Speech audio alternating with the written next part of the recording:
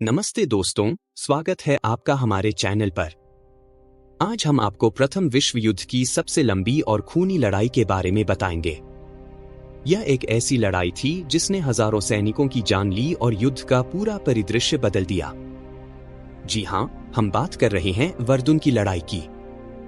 यह लड़ाई न केवल अपनी लंबाई के लिए जानी जाती है, बल्कि इसमें हुई अत्यधिक हिंसा और विनाश के लिए भी। तो चलिए शुरू करते हैं।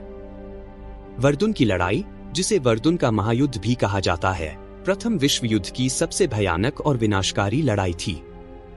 यह लड़ाई 21 फरवरी 1916 को शुरू हुई और 18 दिसंबर 1916 तक चली।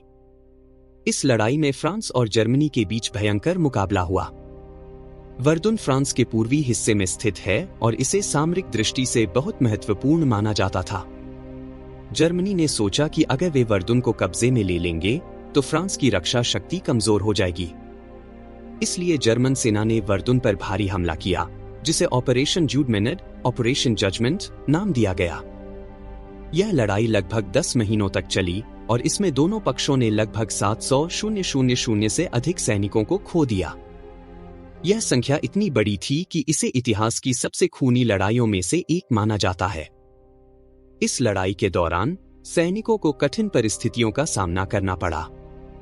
खाइयों में रहना, निरंतर गोलाबारी और कम संसाधनों की वजह से सैनिकों का मनोबल गिरता जा रहा था। खाइयों की गंदगी, भूख और ठंड ने भी सैनिकों की मुश्किलें बढ़ा दी थी। लेकिन दोनों पक्षों ने हार नहीं मानी और अंत तक लड़ते रहे। फ्रांस के जनरल फिलिप पेटन और जर्मनी के जनरल एरिक फॉकनहाइमर ने इस लड़ाई में अपनी रणनीतियों का पूरा इस्तेमाल किया। पेटन ने अपने सैनिकों को लगातार बदलने की रणनीति अपनाई ताकि थके हुए सैनिकों को आराम मिल सके। दूसरी तरफ फॉकनहाइमर ने वर्दुन को कमजोर करने के लिए निरंतर हमले जारी रखे।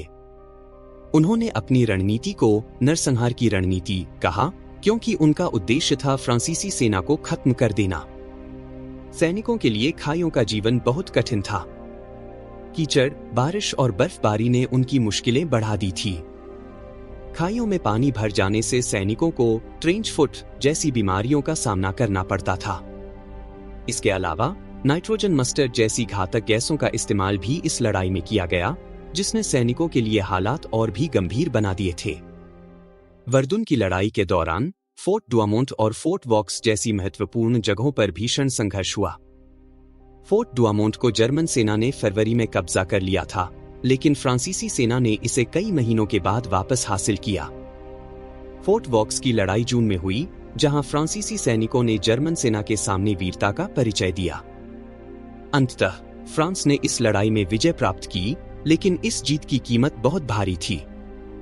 हजारों सैनिकों की जान चली गई और वर्दुन का क्षेत्र पूरी तरह से नष्ट हो गया। आज भी वर्दुन की लड़ाई के स्मारक और कब्रिस्तान उन सैनिकों की याद दिलाते हैं जिन्होंने अपनी जान की बाजी लगा दी। वर्दुन की लड़ाई ने न केवल फ्रांस और जर्मनी बल्कि पूरे यूरोप को झकझोर कर रख दिया। यह लड़ाई इस बात का प्रतीक बन गई कि युद्ध में केवल हानि और विनाश होता है। इस लड़ाई ने यह भी दिखाया कि मानवीय साहस और धैर्य के सामने कोई भी बाधा टिक नहीं सकती।